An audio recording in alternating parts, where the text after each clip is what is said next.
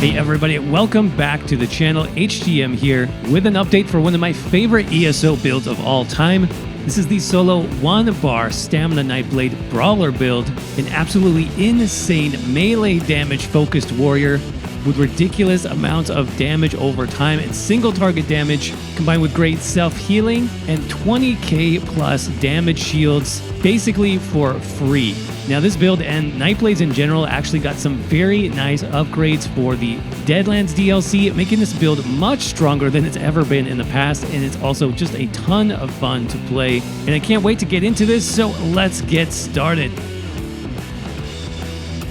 All right, everybody, here we are back on the Stamina Nightblade with an update to our 1-bar solo Brawler builds. Very excited to be updating this build for the Deadlands DLC. It is very strong, and I like that we have some new sets that we can use, as well as some older sets we can use in different ways. So this build has actually been a lot of fun to test out. And let's go ahead and jump right into it. So in terms of buffs, extremely simple. We just have one buff and then a potion to maintain. And then we can jump into the buff stats on this setup. So looking at about 13,000 max magicka, almost 22,000 max health, about 33,000 max stamina. Stamina recovery is looking very good here, a solid 1,800. Weapon damage 4,600 currently. This can easily go over 5k, especially if you want to use the 2-bar setup. Weapon critical currently sitting at 65%. This goes well over 70% with your Nightblade buffs, by the way. Penetration will go up a little bit as well. And then our resistances do go up with our shadow buff. Can go ahead and show that just really quickly. So about 19,000 spell resist, almost 18,000 physical resist. Now in terms of the attribute points here, of course, 64 points into max stamina will be what you want since we are the Stamina Nightblade.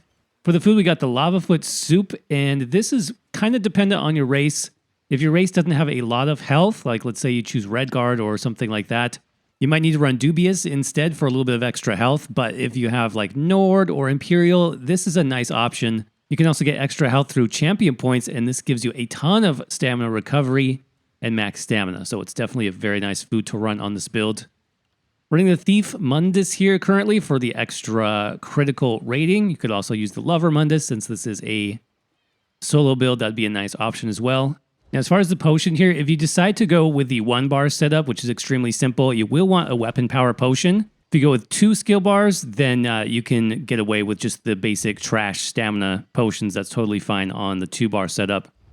And then finally, in terms of the race here, my favorite choice actually for this particular build now is going to be Imperial, and that's mostly for the Red Diamond passive. This gives you a very nice cost reduction of all of your abilities. This includes ultimates, your core combat skills like blocking, roll dodging, of course our main like spammable DPS and all of our dot abilities. This is a really nice passive to pick up, and it helps a lot with sustain on this build. Some other nice options, of course, would be like Orc for the extra weapon damage. Nord is a very nice choice on this build for the extra physical and spell resistance. Plus the extra health does come in quite handy. But I like Imperial sort of all around. You also get the 2,000 max health, 2,000 max stamina, so it's a nice sort of solo stamina build race when you throw in the extra cost reduction as well. So that is the basics. Let's go ahead and jump into the gear sets next and show you what is changing for the Deadlands DLC. Quite a lot, in fact. So we're starting off with a new set, and I really was excited to try this out on a solo build, like a solo Stamina Nightblade, for example. Hexos Ward comes from the Deadlands DLC, and this is a medium armor set. Comes from the Overland Zone, the Deadlands. So you can pick this up from world bosses, from the portals, from chests all over the Deadlands, and it's quite nice. You can see the stats here. Critical chance, weapon and spell damage, critical chance again. And when you deal critical damage, this is going to grant you a damage shield that gives my character 14,000 damage. Damage shield for 6 seconds with a 7-second cooldown. So it'll be down for about 1 second, which is totally fine with me because they actually increased the size of this shield during the PTS cycle. So it's actually very strong. I also have some buffs for this coming from the champion point system. So yeah, 14k damage shield every few seconds is extremely nice. The fact that this is an overland set now too, you can trade this, you can buy it on guild traders, or you can just farm it yourself. It's extremely good on solo builds. Now, this is a medium armor set, like we said, so it's going to have the max stamina as the enchant. Divines, obviously, is going to be the best for soloing if you can get Divines as the trait. And I'm just running this 5 pieces on the body right now, so 5. We got the chest, the waist, hands, legs, and feet. You don't have to run it that way. You can run different pieces of jewelry. You can run it on the weapons. Whatever you pick up is totally fine for this build. So that's our defensive set. Now let's talk about the offensive set. You have plenty of options this patch, like so many options. It's kind of ridiculous. The one thing you'll want for your offensive set on this build, though, is a critical focused set. So something with crit chance. And the reason for that is because your Hexos Ward will not proc unless you're getting critical direct damage. So having a high crit rating, as you saw, we're between like 60 and 70% on this build. It's going to make sure you have that damage shield up all the time. You know, you could go with Leviathan. You, of course, could do Zogvins for a crit-focused set. But something you might want to try out if you have extra pieces is the Medusa set on stamina build. This has actually been changed. Hopefully you all saw my previous video where I talked about the main changes coming in the Deadlands DLC. This is one of them where pretty much all the damage-oriented sets in the game now grant you both weapon and spell-focused sets. So like weapon critical and spell critical. So Medusa got changed as well. You get critical chance. So it's buffing your weapon critical and your spell critical at the same time. I like this a lot on the build, obviously, because we get tons of crit chance and we get minor force for free at all times, which is very nice on the 1-bar build. You don't have to worry about casting this buff. You don't have to worry about maintaining it. So it's a really nice way to approach a solo build. Of course, like I said, there's plenty of other sets, like Zogvins might be a little bit stronger, but you would need the DLC to get Zogvins. So you might just have some Medusa laying around. Try it out on the stamina build. It's actually pretty useful. Now, I decided to run this on the jewelry and weapons. You don't have to do that. You could completely run 2 pieces of Medusa on the body. You could even go 5 pieces of Medusa on the body if you wanted to be even more tanky and run this as like a heavy armor build. You have lots of options. But for me, just to kind of maximize the damage, going with jewelry and weapons. So for the jewelry in this case, the necklace and the 2 rings, you will of course want weapon damage. And you will eventually want to transmute these to different traits. You don't want the healthy trait, which is the default for Medusa. So you want either infused or bloodthirsty. Some combination is going to give you the most damage. In terms of the weapon, this does play a role in your overall damage. If you can get the maul here, the 2-handed maul, that's going to give you some bonus physical and spell penetration. Definitely recommended on a solo build, especially if you're not running the Lover Mundus. This will kind of make up for that in the long run. So we've got the maul here, Medusa, and then we've got the Absorb Stamina enchant with Precise as the weapon trait. Finally, that brings us to the monsters set, and making a comeback this patch, I think, is going to be the proc monster sets, the classics like Selene. So Selene gives you max stamina, and then when you deal melee damage, you summon the Primal Spirit of the Bear, which does physical damage with a 6-second cooldown. And the nice thing about this, if you have not heard, is that most proc sets can now crit in Update 32 and the Deadlands. So this hits very hard. It's not limited just to the 8301 you see on your screen right there. That is going to scale higher when we're fully buffed, and it crits much, much higher due to the extra critical damage on the Nightblade, plus we got the minor force buff. So this adds quite a bit of juicy DPS to the setup, so it's really nice. Now in terms of the weights here, again, it's going to depend on your other pieces. If you're running like multiple heavy pieces of Medusa, you might want to go with some medium Selene. I'm going with medium on my body and then light Selene. If you have some pieces of light, it actually gives you bonus critical chance and bonus penetration. So I actually have 2 pieces of light here with the light helmet and the light shoulders, plus the 5 medium. That's a pretty nice balance in terms of the different, damage stats that we need. Crit chance, penetration, crit damage. But like I said, you can definitely throw in some heavy pieces. Don't worry about it. It's completely, flexible. This patch, you can mix and match your weights. Pretty much no problem. But that is the basic 1-bar setup. So again, we've got Hexos Ward on the body. We've got Medusa, weapons, and jewelry, or whatever combination you need there based on your drops. And then Selene is the monster set. Now, I will have a 2-bar setup that's going to be in the written guide, so link in the description for that if you want to check it out. Now, let's go ahead and jump into the 1-bar skills. Again, just keeping it super simple for this update. Starting with Stampede, that's going to be from the 2-handed skill line. Second ability here, and this is going to be great for just speeding up the build if you want to like farm experience or clear through dungeons very quickly. Stampede is nice for the mobility. Plus, you can see it's a guaranteed critical strike, which is very nice for proccing our damage shield. And it is a damage over time effect. So what you'll see with the skills here, we're doing lots of damage over time. That's one of the focuses of this build. It's just very easy to just rack up dots, especially with the 2-hander, which we'll see in a minute. Now, combine them with that, we have another damage over time. This one comes from the Nightblade class, and this is Twisting Path. And you might be surprised to see this because it's a Magicka ability, right? Well, this did actually get changed as well for the Deadlands DLC. I'm super psyched about this. It now scales with your highest offensive stats. So it is doing magic damage, but quite a lot of magic damage in this case.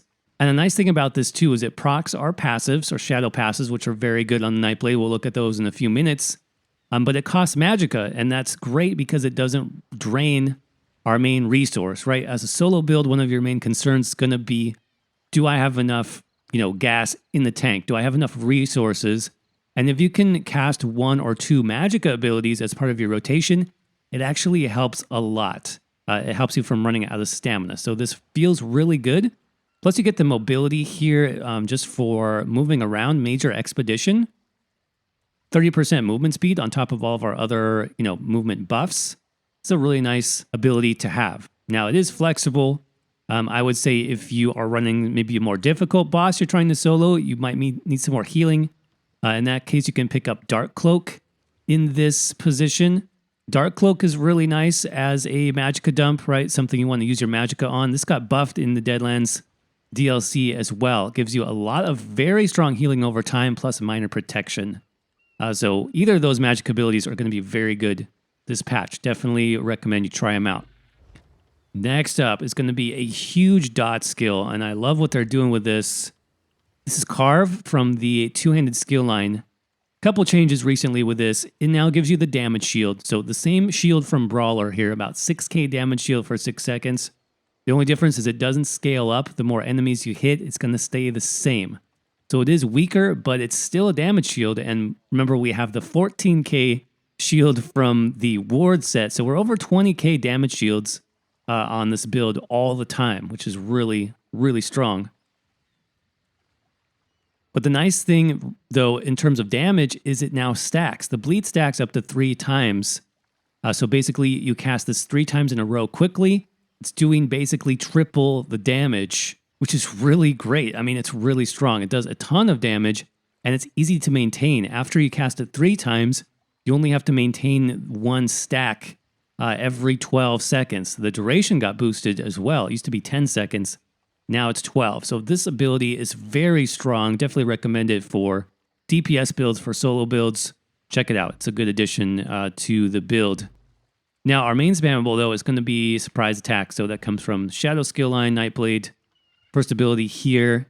This applies Sundered, which is really nice. That's a basic armor debuff, so reducing your opponent's armor. You can send an enemy off balance. If you catch them from the side or behind, that's great for sustain as well. Remember, you can heavy attack an off balance target for bonus resources back. And it procs our shadow passives as well, so it's very useful. And then Relentless Focus is going to be our big burst damage and actually burst heal as well. Also, that comes from Assassination. This got changed as well, so this now is giving you weapon and spell damage, 60 per stack. So basically 300 bonus weapon and spell damage if you stack it all the way up. Of course, you can release the stacks for that big 17k unbuffed so far damage that can crit much higher.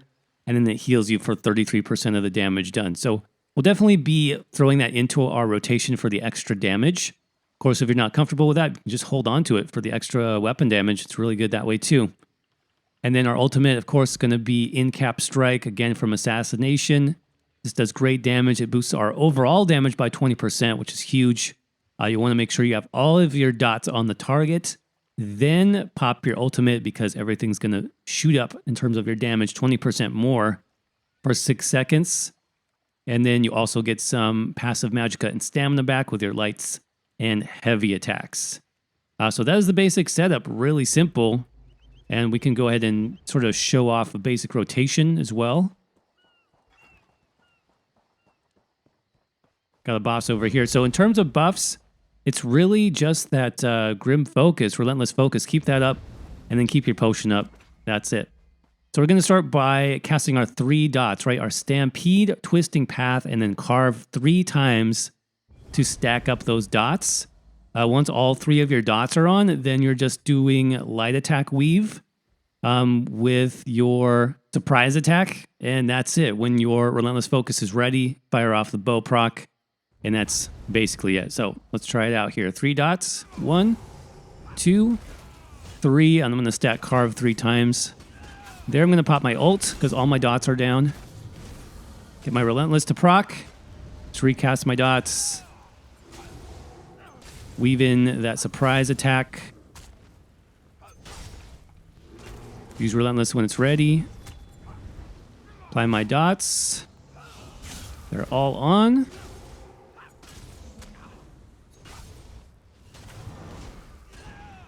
You will have to rebuff Relentless occasionally. You can do that whenever you want, just so it doesn't fall off. You always want those stacks to be working.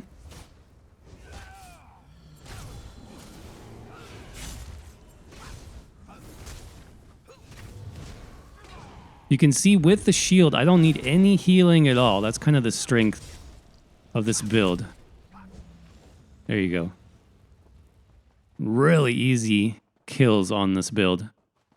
So that's the basic rotation. Like I said, if you'd like to see the more advanced version of this, we will have the 2-bar skill loadout. That's, again, it's going to be on the written guide. Link for that's going to be in the description. Now, quickly, we can talk about passives on the Nightblade. Not too many changes in terms of the passives, but you will want most of these still for your build. Master Assassin gives you some bonus penetration for flanking. That's pretty good. Executioner, of course, gives you lots of sustain. This is great for grinding experience. Pressure points give you bonus weapon and spell critical. This is very nice. The more assassination skills you have, the more bonus you get for that. And then Hemorrhage gives you that bonus critical damage, which is great on the Nightblade. So crits are good because you get 10% bonus damage. And then you also get Minor Savagery. So that's a lot of extra weapon critical rating as well. That's what's going to give us over 60% on the build. Now, Shadow, this is where it gets a little bit more complicated. Refreshing Shadows is great. You definitely want this for the recoveries. Shadow Barrier. This is your defensive passives. Nightblades don't have a defensive buff, but you're going to get it from casting those abilities. Now, the problem with medium armor, since we're running like medium and light, we have a very short duration of this, 6 seconds. So if all you cast was like Twisting Path, your armor buff would not be up very much. It'd be up for 6 seconds, and then it would be down for 6 seconds. But the nice thing is that with our main spammable Surprise Attack, that's also going to proc Shadow Barrier. So we do need Surprise Attack pretty much as a spammable just to maintain our armor. Of course, if you're running more heavy armor pieces, like you're running Medusa or something on the body, this will be longer duration. You can get up to like 10, 12 seconds. So that can be good as well. Dark Vigor gives you more health. This is great. And then Dark Veil just increases the duration of those abilities. Siphoning, we're not using on this particular version. We will for the 2-bar setup, though. But you still get some nice bonuses here. Specifically, Catalyst. You get 20 ultimate when you drink a potion. You'll get this basically whether you're using a siphoning skill or not. Of course, for two-handed, you will want all of your passives here. We talked about, the importance of the weapon type. Maces increase your armor penetration by 3,300. So this is going to help a lot with the overall damage of this build if you can get the two-handed maul. If not, that's totally fine. I mean, swords give you bonus weapon damage. Axes give you even more crit damage. So basically whatever you get there is fine. You will want Balanced Blade, of course, for the 15% cost reduction. This is going to be very good. And then if you have multiple enemies that you're fighting, Battle Rush gives you bonus 30% stamina recovery. That's really strong. Now, we talked a little bit about the light armor passives. I'm using both light and medium on this build. The main ones you want for light, of course, are Prodigy now. This gives you weapon and spell critical. and concentration gives you a decent amount of pen. And then in terms of medium armor, this is where we're getting bonus like weapon damage, weapon and spell damage. And then the cost reduction is really important, as well as the stamina recovery. So Windwalker is your main passive for that. 20% bonus stamina recovery, that helps a lot. And then 10% cost reduction, very helpful. In terms of the guild passives, we're really not using anything on the 1-bar setup that you need to worry about. PvP, not needed. Of course, you'll want your racial skills here, and then alchemy, medicinal use. This makes your potions last a little bit longer. That's definitely good. We'll jump into champion points next, and nothing really has changed too much here. It's a pretty standard setup. Now, as usual, I will have in the written guide 300, 600, 900, and 1200 CP point breakdowns for you guys. So pretty much no matter what you are at, there should be something there for you. I'll just give you a general outline, though. For the green stars, we'll want to start with Steed's Blessing. Extra movement speed is always good. Pop over into Gilded Fingers for the extra gold, and then start working our way up. I do like Steadfast Enchantment a lot. This makes your weapon enchants last longer. And then Treasure Hunter is good for increased quality of items in treasure chests. Rationer to make your food last longer. And then Liquid Efficiency gives you a chance not to consume a potion. So that's pretty much my standard breakdown for the green tree. Moving on to blue, it's where we get a lot of our offensive and defensive CP stars. You will start with Precision, bonus critical chance. Jump into Extended Might and pick up Piercing. You can just start with that. That's going to unlock your main damage stars, which are over here. And there's 3 of them that we want specifically. I would say the first one, definitely Thaumaturge. As you saw in the rotation, we have 3 very powerful dot effects, especially with Carve. So this is going to buff all of those by 10%. From there, you can probably get Deadly Aim. So this is single target damage bonus. That's going to help with your surprise attack as well as your relentless focus. Master Arms will help a little bit with that as well, since those are both direct damage. And then the 4th one, I do like Fighting Finesse, since we do have such a high critical rating on this build still. 10% bonus critical damage is going to be very nice. Now, if you have any extra CP beyond that, I would go into Extended Might again and just pick up Battle Mastery, so you can increase those status effects, and Mighty for the extra weapon damage. And finally, some defensive passives here will be nice. Enslaving Death, Recovery into Preparation for the 10% damage reduction is really strong. You can also get Elemental Aegis and Hardy if you have enough points for those. Finally, in the red tree, we'll want to start down here in Sprinter, pick that up. Then into Wind Chaser and get Hasty for the extra sprint speed. From there, you'll want Hero's Vigor for some extra health. And then I would work my way up to Bastion. And Bastion is going to play really nicely with our main set, our defensive set on this build, Hexos Ward. It's going to buff that damage shield by 15%. It buffs the shield for Carve as well, letting us easily get over 20k total damage shields on this build. So this is really helpful for survivability. Also helpful for survivability, I would say Boundless Vitality. You'll want to get that pretty soon as well for the extra health. And then definitely Fortified for the armor and Rejuvenation for the recovery. It's pretty much just the basic loadout there. If you have more points beyond that, feel free to pick up some passives here like Tumbling. You could even get Defiance. And maybe a few on this side like Tireless Guardian, for example. All those will be fine if you have enough points. And like I said, for the full breakdown, 300, 600, 900, and 1200, make sure to check out the written guide. Last but not least, let's talk about the outfit style on this setup. Main armor style that we're making use of here is called Elder Argonian. And I believe I'm using the medium version of that. Let's see. Yep, the Elder Argonian Jack, as well as a couple more body pieces there. And then the helmet is going to be the Apostle style, and that's going to be light armor. All right, everybody, and with that said, that's going to wrap up our build update for the solo 1-bar Stamina Nightblade Brawler build. Hope you all enjoyed this one or found it informative. Of course, if you did, do us a favor and crush that like button. And make sure you're subscribed for many more ESO builds and guides in the future. With the Deadlands DLC, you'll be seeing many more build updates, as well as new builds rolling out each and every week. So so stay tuned for that. Remember, if you have any questions on the build as far as gear, set options, skills, champion points, we go into much more detail over in the written guide. Link for that is going to be in the description if you want to check it out. Finally, if you'd like to support the channel even further, we do have a YouTube membership here, which includes many great perks like early access to videos at Tier 1 and access to our complete members-only build library at Tier 2. If you'd like more information on that, just click on the join button down below. And as always, thank you all again so much for watching. I hope you're doing well. Stay safe out there, and I will see you around in the next video.